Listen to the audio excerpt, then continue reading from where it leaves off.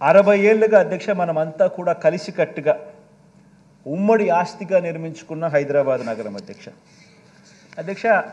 It's an economic power house అధ్యక్ష.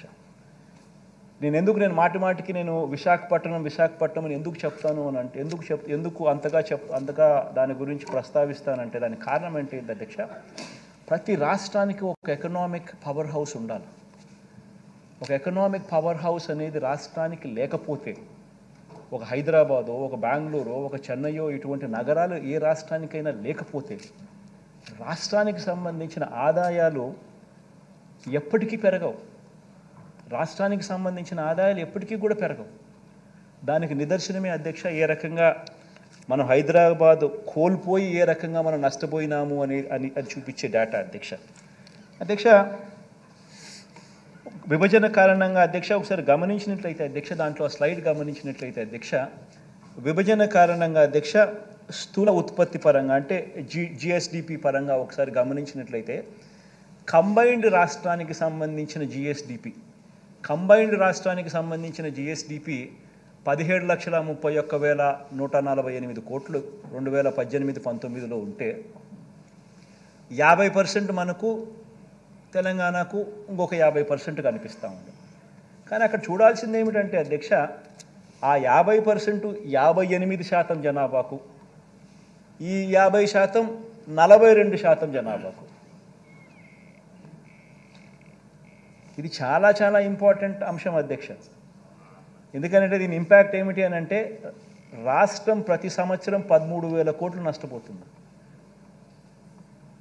58% జనాభాకు 50% జిఎస్డిపిలో వాటా, ఇంకొక 50% వాటా 42% జనాభాకు.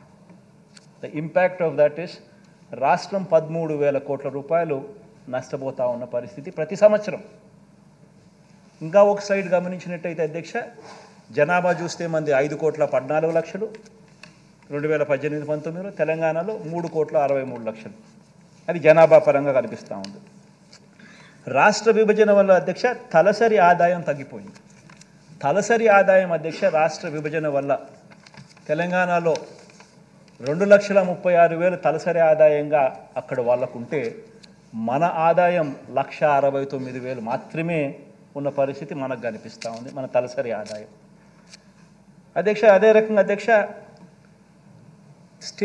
స్టేట్స్ ఓన్ ట్యాక్స్ రెవెన్యూస్ అంటే రాష్ట్రానికి ట్యాక్సుల రూపాన వచ్చే ఆదాయాన్ని కూడా ఒకసారి గమనించినట్లయితే, అది కూడా చూస్తే అధ్యక్ష 2018-19కి వచ్చేసరికి ఆంధ్ర రాష్ట్రం 58% జనాభా పెట్టుకొని స్టేట్స్ ఓన్ ట్యాక్స్ రెవెన్యూస్ 58,000 కోట్లు అయితే, తెలంగాణ 42% జనాభా పెట్టుకొని వాళ్ళ స్టేట్స్ ఓన్ రెవెన్యూస్ 65,000 కోట్లు. తక్కువ జనాభాకు ఎక్కువ ఆదాయం, ఎక్కువ జనాభాకు తక్కువ ఆదాయం స్టేట్స్ ఓన్ రెవెన్యూస్ పరిస్థితి కూడా ఆ మాదిరిగా కనిపిస్తూ ఉంది అధ్యక్ష.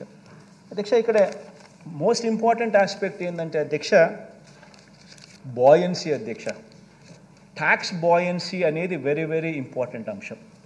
అంటే ఎక్కడికైనా కూడా ఎప్పుడైనా కూడా ట్యాక్సులు ఎప్పుడు పెరుగుతాయి అని అంటే, అగ్రేరియన్ ఎకానమీగా ఉన్న మనలాంటి రాష్ట్రాలలో ట్యాక్స్లలో పెరుగుదల తక్కువ ఉంటుంది అధ్యక్ష. ఈ సర్వీసెస్ సెక్టర్ ఎక్కడైతే ఉంటుందో, ఈ పెద్ద పెద్ద సిటీస్లో ఈ ఈ ఈ కంప్యూటర్స్ కానీ, ఈ ఐటీ కానీ, ఇవన్నీ ఎక్కడైతే ఈ సర్వీసెస్ సెక్టర్స్ ఎక్కడైతే ముమ్మరంగా ఉంటుందో ఈ సిటీస్లో, అక్కడ tax revenues, buoyancy for tax revenues అనేది ఎక్కువ ఉంటుంది. గమనించినట్లయితే అధ్యక్ష, ఆ బాయన్సీ ఆఫ్ ట్యాక్స్ రెవెన్యూస్, అందుకే నేను విశాఖపట్నం అని చెప్పి అంత గట్టిగా ఎందుకు అంతగా చెప్తా ఉంటాను అంటే దానికి కారణం అది అధ్యక్ష. ఒకసారి నేషనల్ ఒకసారి నేషన్ యాజ్ అ హోల్గా ఒకసారి గమనించినట్లయితే అధ్యక్ష, contribution into GDP from agriculture sector గమనిస్తే 18%. అగ్రికల్చర్ నుంచి జీడిపికి కాంట్రిబ్యూషన్ నేషన్ వైడ్ గమనిస్తే 18% ఉంటే, తెలంగాణలో 17% అనుకుంటా. ఆ మాదిరిగా ఉంటే మన రాష్ట్రంలో అగ్రికల్చర్ నుంచి జీడిపికి కాంట్రిబ్యూషన్ 34%. అంటే దీనివల్ల ఏమవుతుందనంటే అధ్యక్ష, దీనివల్ల ఏం జరుగుతుందనంటే మంది రైతులతో కూడిన ఎకానమీ.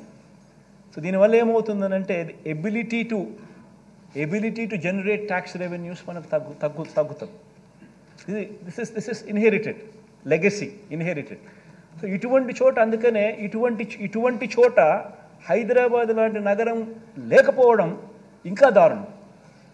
దాని దెబ్బకి ఏమవుతుంది అని అంటే బాయిన్సీ ఆఫ్ ట్యాక్స్ రెవెన్యూస్ కూడా తక్కువ కావడం. అందుకనే మీరు గమనించినట్టయితే అధ్యక్ష, 2018-19 వచ్చేసరికి మన ఆంధ్ర రాష్ట్రంలో tax revenues, states own tax revenues 58,000 కోట్లు అయితే, తెలంగాణలో స్టేట్స్ ఓన్ ట్యాక్స్ రెవెన్యూస్ 65,000 కోట్లు.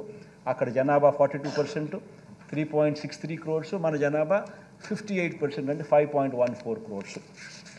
ఇటువంటి ఈ లెగసీ ఎంత దూరం తీసుకొని పోతుందని అంటే అధ్యక్ష, ఈ 58% జనాభాకు స్టేట్స్ ఓన్ ట్యాక్స్ రెవెన్యూస్ 58,000 కోట్లు, ఈ 42% జనాభాకు స్టేట్స్ ఓన్ ట్యాక్స్ రెవెన్యూస్ 65,000 కోట్లు కలెక్ట్ చేసే పరిస్థితిలో ట్రాన్స్లేట్ చేస్తే అధ్యక్ష, రాష్ట్ర ప్రభుత్వం ఈ విభజన వల్ల నష్టపోయింది ఎంత అని అంటే సంవత్సరానికి 13,000 కోట్ల రూపాయలు ఆదాయాల పరంగా మనం నష్టపోయిన పరిస్థితి క్లియర్గా కనిపిస్తూ ఉంది అధ్యక్ష.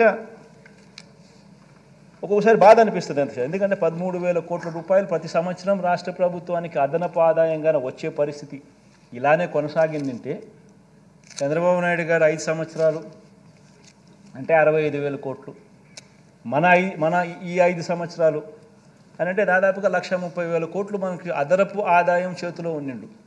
ఈ అదనపు ఆదాయం 130,000 కోట్లు మన దగ్గర ఉండింటే మనం ఏమేమో చేసే అవకాశం మనకు కూడా ఎంతగానో వెసులుబాటు ఉండేది. కానీ ఆ వెసులుబాటు